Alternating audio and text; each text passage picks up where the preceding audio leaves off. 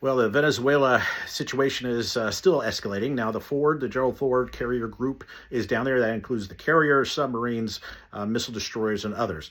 So there's a lot of questions about why that carrier's there. So we'll cover that in a second, but let's talk about the strikes of these boats.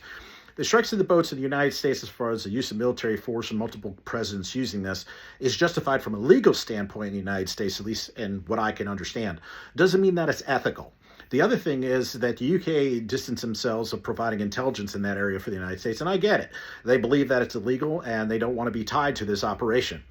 But let's look at what the questions are. These are definitely low-level drug runners, but the fentanyl is a huge killer in the United States, and I would consider it a weapon of mass destruction because it has killed thousands and thousands of people. In addition to that, again, these are small drug runners, so the dent on the actual drug running is small. However, this is showing a significant impact as far as the weapons brought to bear.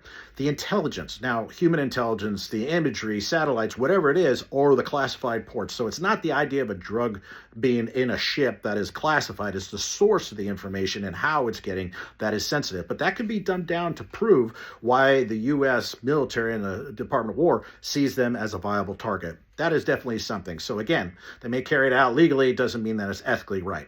The last thing is, again, why is the carrier group down there? Well, the carrier group could be providing a lot of deterrence and intimidation. It could also be calling disruption within the country of Venezuela to have the people overthrow Maduro. And then lastly, if we look at it, if you really want to have an impact on the drugs and the terrorists or narco-terrorists, is taking out their leadership and taking out these drug labs. To have that much power down there, to be able to do one pre-planned strike and take all these multiple targets out at once is definitely something I could see that this is for. Again, we're reading the tea leaves and we will see what happens.